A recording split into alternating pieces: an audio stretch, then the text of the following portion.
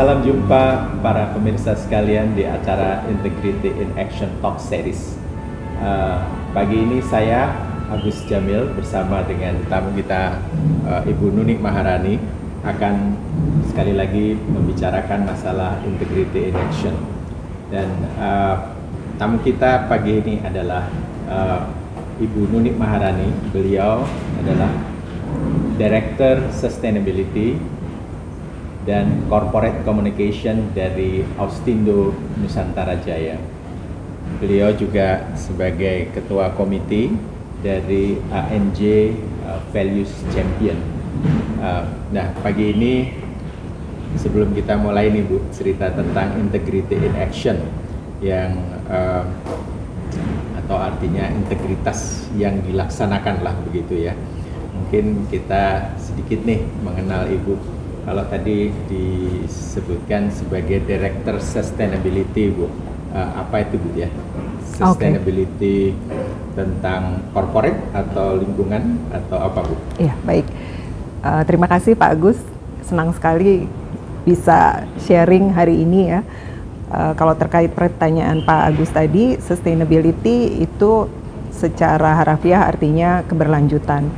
Jadi sekarang perusahaan kan dituntut untuk tidak saja memperhatikan keuntungan atau profit, bahkan sekarang sudah berubah haluan menjadi prosperity, artinya memberikan dampak atau keuntungan tidak hanya untuk perusahaan tetapi juga untuk stakeholder yang lebih luas.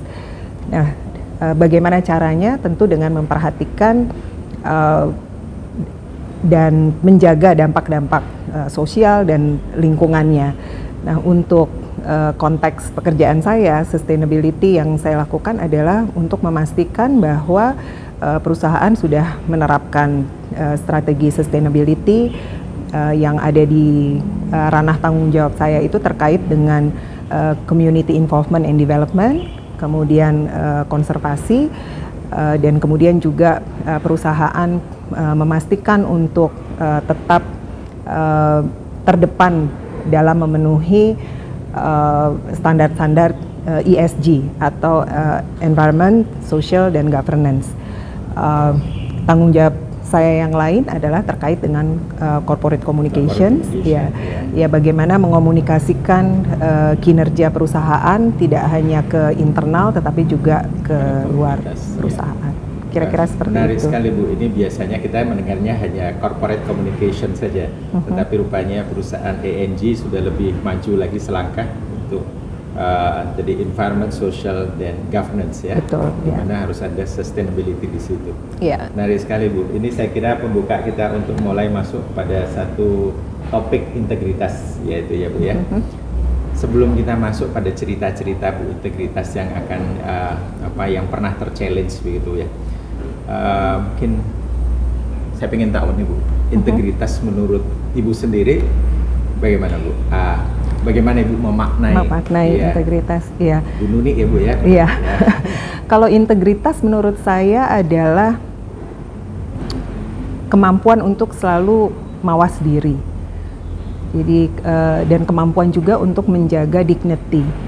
Karena menurut saya value seseorang itu akan dilihat dari situ. Nah, ini memang menurut saya integrity is made, not born. Jadi bagaimana seseorang itu sudah ditanami ya nilai-nilai integritas dari sejak usia dini, tapi kemudian juga diasah, diuji ketika dia berada di lingkungan yang lebih luas. Ya, menurut saya integritas itu seperti itu. Iya, baik, cukup jelas ya Bu ya. Jadi dia bisa di-develop ya Bu ya, dari di-nurture dari betul. Ya. Jadi bahwa seseorang sebetulnya bisa untuk mulai mengembangkan itu dari kecil gitu Bu. Betul. Nah, ini Bu, yang kedua, kemudian kita ingin tahu nih di dalam pengalaman Ibu yang sudah luas sekali, jadi kita bincang-bincang punya pengalaman yang begitu banyak begitu ya. Apalagi ini ada satu Ibu di Komite komite tentang values champions ya di ANJ itu. Mungkin ada pengalaman dari sebelumnya Bu yang bisa kita gali di sini.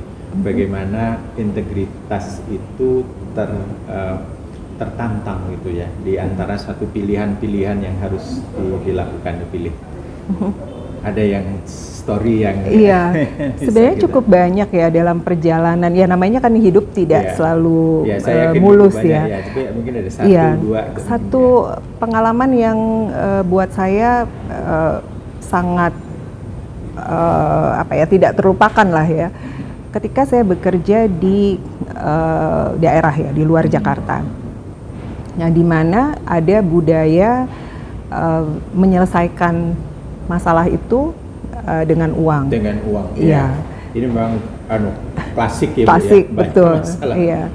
Nah, ketika ingin mengubah bahwa tidak semua urusan diselesaikan dengan uang karena ini bukan budaya yang baik. Nah, di saat itulah terjadi resistensi, baik resistensi di dalam maupun resistensi di luar. Nah, konkretnya seperti apa sih pengalamannya? Jadi karena saya dari dua sisi Bu ya, resistensinya ya, resistensi dari dalam internal dan dari luar untuk mempertahankan tadi melawan satu. Iya, karena biasa kan orang kalau mau berubah itu kan sulit ya, perlu waktu. Nah, jadi ini dunia PR sebenarnya ya. Jadi di mana kita harus mengupdate salah satu stakeholder itu kan media, membuat press release. Nah, kejadian persisnya ketika perusahaan menghadapi demonstrasi perusahaan di demo. Ini perusahaan yang lama Bu ya? Ya, perusahaan lama. Iya, ini pengalaman berapa puluh tahun lalu. Nah, yang terjadi adalah secara singkat ya, siaran pers yang dikirimkan ke media itu ada yang memelintir ya. Memelintir padahal hanya menambahkan satu kata saja. Tapi fatal.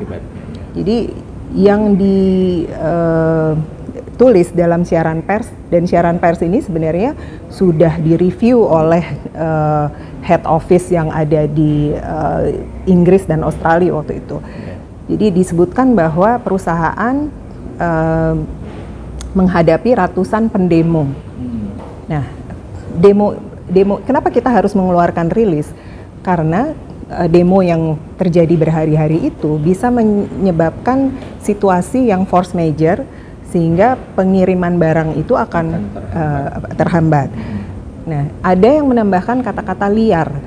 Jadi dari kalimat itu saja ada yang menambahkan satu kata. Ada ratusan pendemo liar. Iya, padahal liar aslinya tidak ada di situ. Aslinya tidak ada. Iya. Nah, di suatu siang ketika saya masuk ke kantor, saya heran, ini kok saya lihat orang pada memandang saya tuh yang seperti ada tanda tanya. Sementara saya santai aja gitu kan.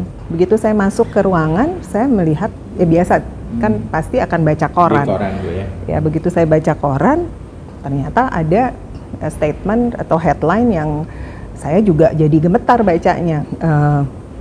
Di situ ada statement dari ketua organisasi pemuda bahwa dia tidak senang dengan statement yang saya keluarkan itu. Tidak rela lah dengan sebutan liar. Iya, betul, ada penyebutan liar. Saya heran dari mana datangnya, karena statement resmi tidak mengatakan seperti itu. Nah, saya mencoba mencari nomor kontak ketua organisasi pemuda ini. Nah, saya yakin pasti secara internal kontak itu ada, tapi tidak ada yang mau memberikan ke saya. Sampai saya harus mencari ke jalur kontak-kontak saya di luar. Ketika saya mendapatkan, saya menelpon yang bersangkutan secara langsung, dia kaget. Saya jelaskan bahwa ini pasti ada kesalahpahaman, ada kesalahan, karena tidak mungkin suatu statement resmi menyatakan seperti itu. Nah, dia mengatakan bahwa Ibu Nuni, saya bisa mengerti penjelasan yang Ibu sampaikan, tetapi ini masalahnya bukan masalah pribadi, tapi masalah organisasi. Nah, akhirnya saya meminta perusahaan untuk melakukan penelusuran. Karena ternyata penambahan itu datangnya itu dari dalam, dari internal. Ya, jadi nah, yang muncul di surat kabar tadi. Yang muncul di surat kabar. Nah, pimpinan saya juga diminta untuk memecat saya. Sampai titik kulminasinya itu yang mengatakan bahwa saya akan dicari dan diserahkan. Jika saya tidak ditemukan, maka saya akan disantet. Iya, itu intinya ancamannya berat nih Bu ya. Jadi sampai ke masalah ya. Iya, seperti itu. Yeah. Nah, kebetulan saya ada rencana sebelum kejadian itu bahwa saya akan kembali ke Jakarta. Jadi saya kembali ke Jakarta, kemudian saya juga bertemu dengan ketua organisasi pemuda itu. Sampai di Jakarta, saya menyempatkan bertemu ayah saya. Saya berikan koran-koran itu, ayah saya membaca dan beliau hanya berpesan satu, bahwa jangan tunjukin ke ibumu, karena ibu pasti akan khawatir. Oh iya, tentu. Saya memang sangat dekat dengan orang tua saya, jadi kalau ada kejadian apa-apa saya selalu mengupdate mereka. Nah, saya tidak lama di Jakarta. Pada saat jadwalnya saya sudah kembali akan pulang, malam sebelumnya ayah saya menelpon saya, menanyakan, kamu balik? Iya dong, sesuai jadwal. Bagus, itu namanya pejuang.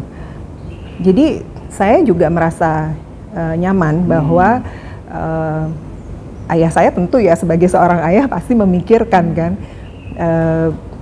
dan kemudian beliau mengatakan bahwa berdoa, jangan pernah meninggalkan doa. Saya bilang iya siap. Nah, waktu saya kembali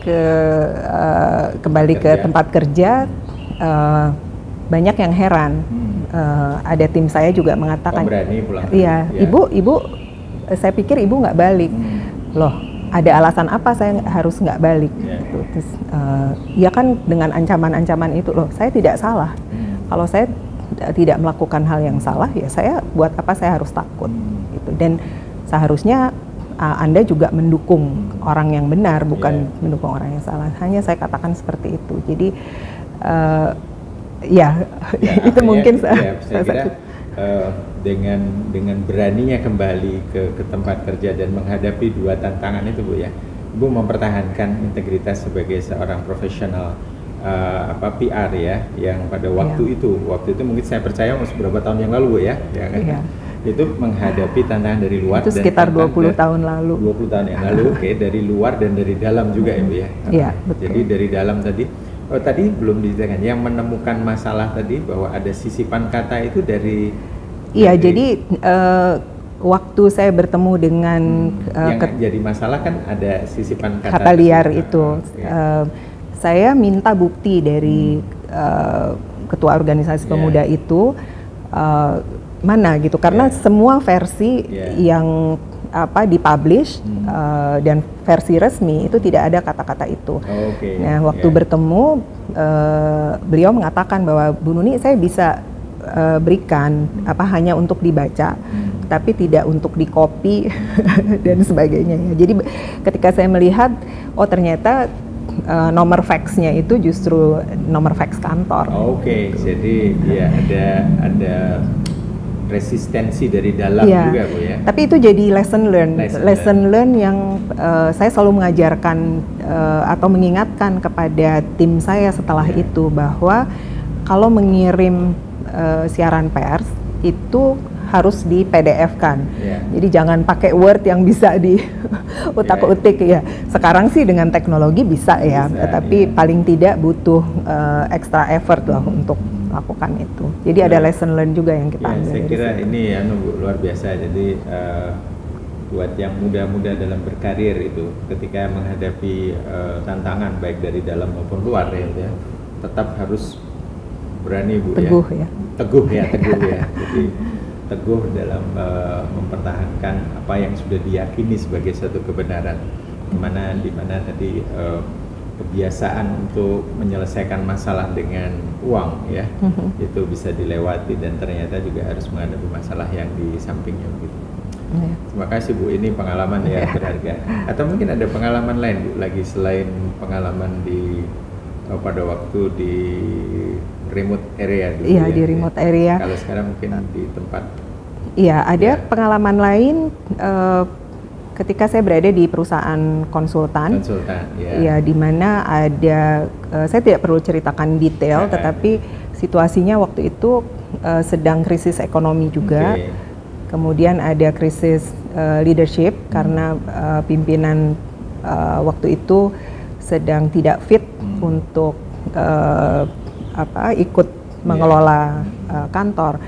Nah, dengan kondisi krisis ekonomi, tim internal ini juga jadi was-was bagaimana sustainability dari perusahaan ini. Jadi mereka pun curhat ke saya, mereka ingin mencari pekerjaan di tempat lain. Tentu saya tidak bisa menahan mereka. Saya hanya menjelaskan bahwa situasinya sekarang seperti ini. Saya perlu dukungan mereka karena ada reputasi yang harus dijaga, dan reputasi perusahaan, dan saya pikir itu juga reputasi pribadi ya, ketika kita bisa melewati tantangan. Kan bekerja juga tidak selalu mulus, ada up and down-nya. Nah, situasi perusahaan faktornya hanya faktor krisis ekonomi, bukan karena reputasi perusahaan sendiri yang tidak bagus misalnya. Nah, di satu sisi ada dinamika internal yang harus dihadapi, tapi kemudian juga dinamika klien yang tentu mengharapkan bahwa kontrak harus dipenuhi, pekerjaan harus terdeliver dengan kualitas yang juga terjaga. Nah, pada saat itu pilihan saya bisa melakukan pilihan untuk meninggalkan.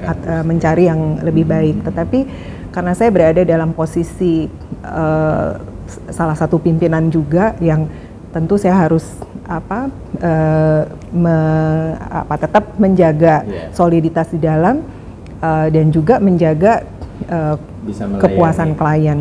Jadi saya tetap tinggal dengan tetap menguatkan hati sampai pimpinan saya waktu itu sudah bisa kembali lagi. Iya.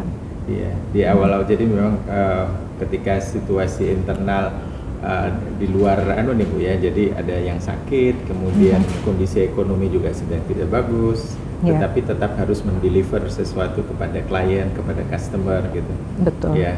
Dan pada saat itu Ibu tertantang untuk menyelamatkan gitu ya. Iya, cukup ini dilematis sekali ya, karena bisa aja meninggalkan. Iya, karena saya pun juga merasakan kesulitan ekonomi pada saat krisis seperti itu. Bu, ada dua hal yang saya perhatikan ini. Ibu tangguh sekali nih dengan mengalami dua masalah ini ya. Kalau boleh tahu Bu, learning dari mana dulu? Dari pengalaman apa gitu? Pada waktu muda atau dari? Saya pikir mungkin ini saya tidak bisa melepaskan dari nilai-nilai atau didikan kedua orang tua saya. Ya, kalau orang tua saya, ibu saya dulu guru ya, guru TK, kemudian sempat bekerja sebagai karyawan administrasi di KONI, Komite Olahraga Nasional Indonesia, sebelum menikah dengan ayah saya. Ayah saya juga dulu guru SMA, kemudian bekerja sebagai PNS. Kami 9 bersaudara, jadi saya nomor 4 dari 9 anak.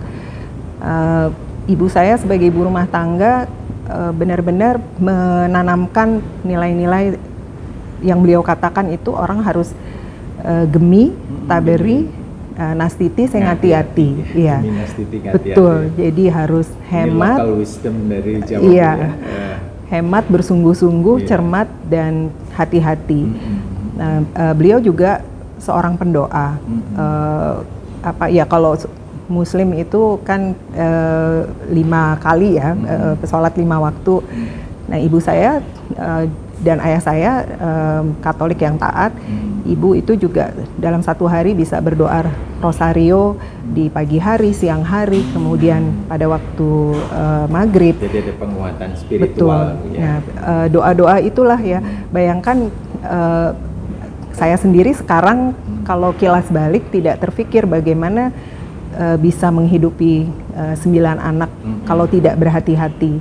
Dan petuah ibu saya yang selalu disampaikan ke anak-anaknya adalah jangan pernah berhutang, jangan pernah berhutang. Jadi apapun yang kamu punya, itulah yang harus kamu kelola. Bahagialah dengan apa yang kamu punya dan selalu berhati-hati. Kalau ibaratnya kalau memang tidak terhindarkan meminjam uang, harus dikembalikan tepat waktu. Jadi saya melihat secara langsung ya menghadapi gelombang kehidupan ayah saya, ibu saya gitu ya. Kami waktu kecil meskipun apa adanya, jadi nasi itu dibagi berarti 9 anak, ibu, bapak ya 11, ada pembantu 1, sama waktu itu ada eyang saya, eyang putri yang kakung. Itu jadi 11, 12, 13, 14 ya dalam satu rumah. Tidur juga impit-impitan, tetapi not one single time that I recall bahwa kami tidak bahagia. Ya, bapak ibu selalu menjaga punya sense of humor. Jadi waktu dulu tinggal di rumah yang berhimpitan dan kerap banjir, di daerah yang kerap banjir, saya kalau cerita sama ayah ibu saya, dulu tuh kita nggak merasa bahwa kita tuh susah, always happy. Jadi ya itulah menghadapi kehidupan dengan tangguh dan riang. Saya kira ketangguhan itu tadi yang diperoleh dari yang di nurture ya di dalam keluarga gitu ya, bapak ibu yang begitu tangguh, kemudian nilai dalam keluarga tadi ya, nilai-nilai keluarga itulah yang kemudian menjadi bekal ketika ibu menghadapi situasi-situasi sulit di dalam karir tadi. Ini Pak Agus ya, saya kan banyak bertugas di tempat-tempat baru. Apakah itu ya selain tadi saya bekerja di remote area atau bekerja di perusahaan yang mengharuskan saya traveling ke lokasi. Di lokasi yang menantang itu saya juga tidak pernah ada kegamangan atau takut. Saya pikir selain karena saya yakin bahwa tidak ada yang perlu ditakuti, itu juga karena doa-doa orang tua saya. Jadi di setiap tempat dimanapun saya menjelajah begitu, saya selalu bertemu orang baik, selalu bertemu orang baik yang akhirnya menjadi sahabat atau menjadi orang yang seperti orang tua saya sendiri. Saya sangat meyakini itu bahwa doa orang tua itu itu juga membawa apa ya, seperti melindungi orang pada anak-anaknya. Dan saya kira itu values bukan hanya yang fisikal seperti training mengalami itu, tetapi juga ada kekuatan spiritual gitu ya. Jadi mungkin saya kalau boleh tebak, kalau arahnya bahwa idola ibu dalam membina ini dari siapa Bu ya? Iya, dari orang tua saya, ayah dan ibu saya. Ayah dan ibu ya. Baik untuk yang barangkali terakhir ini Bu Nuni ya, Bu Nuni, saya ke depan itu tentu tantangan akan makin banyak, gitu, makin banyak dalam menghadapi situasi dilematis ya, ketika harus mempertahankan nilai ya, kemudian melawan satu kebiasaan yang tidak baik tadi. Kalau menurut Ibu ke depan bagaimana Bu? Dan tantangannya tantangannya begitu. Tantangannya bagaimana menurut visi Ibu?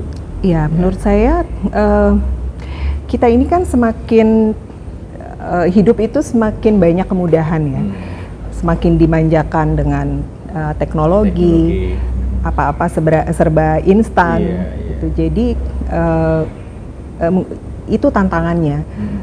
Ya sekarang kan kenyamanan itu justru menjadi tantangan. Menjadi tantangan, ya? Betul. Ya sekarang seperti ada artificial intelligence ya, ada kan rame chat GPT gitu. Bagaimana kita bahkan bisa, anak-anak bisa membuat skripsi. Bisa disuruh kepada chat GPT. Iya, tanpa susah payah gitu. Jadi kemajuan teknologi memberikan kita kenyamanan, tapi ini juga jadi seperti pedang bermata dua ya. Betul. Kalau kita tidak menggunakannya secara bijaksana. Nah, kemudian juga keinginan untuk mencapai segala sesuatu serba instan, sehingga ketika ada kesempatan ya tergelincir hanya untuk ya status mungkin untuk bisa diterima di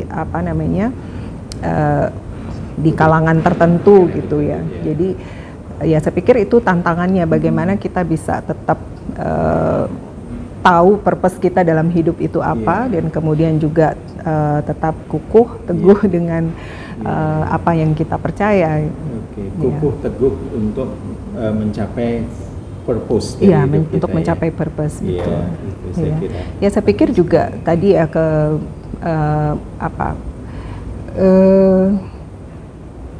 permisif ya, sifat permisif ya serba sekarang membolehkan, ya. Iya, serba membolehkan. Atau ya saya pikir juga udah mungkin kepercayaan atau agama itu juga menjadi sesuatu yang mungkin memudar di banyak kalangan yang lebih muda gitu. Kalau menurut saya ya, karena saya mengalami sendiri sih bahwa banyak hal yang kekuatan saya tuh didapat dari mana kalau dipikir saya pikir kekuatan doa itu, doa saya, doa suami, doa anak-anak, doa ibu, bapak, itu yang menurut saya itu juga menjadi salah satu sumber kekuatan saya. Mudah-mudahan kalau saya berpikir anak-anak saya ya, jadi kalau saya melihat sesuatu yang kok seperti ini, nah bagaimana saya bisa memagari atau mengeducate terlebih dahulu ya di lingkungan saya sendiri, yaitu anak-anak saya. Kalau saya ceritakan pengalaman tadi, mama lihat begini, sebaiknya seperti itu. Ya saya pikir memang harus dimulai dari lingkungan kecil sendiri. Ibu belajar dari kedua orang tua, sekarang merasakan juga harus diteruskan ke anak-anak ya. Iya. Benang merah yang sebetulnya dengan cara yang berbeda. Ya, dengan cara yang berbeda, tapi values-nya masih harus dipertahankan. Ya, spiritual, kekukuhan, tangguh gitu Bu ya. Iya. Menarik sekali Bu. Saya pengen cerita lebih lama lagi sebetulnya, tapi waktunya kita akan terlalu panjang ini. Iya. Terima kasih. Waktu kita sambung lagi. Iya, senang sekali. Mudah-mudahan bermanfaat buat yang lain. Buat yang lain ya. Baik, rekan-rekan sekalian, para pemirsa dari acara Integrity in Action Talk, kita sudah sama-sama mendengarkan pengalaman kisah hidup yang mencabar atau men-challenge dari Ibu Nuni dalam hal integritas ya, di situasi yang besar, dan dari mana belajarnya itu, bagaimana ke depannya. Saya kira demikian, sampai ketemu lagi di acara Integrity in Action Talk berikutnya. Terima kasih. Selamat pagi. Terima kasih.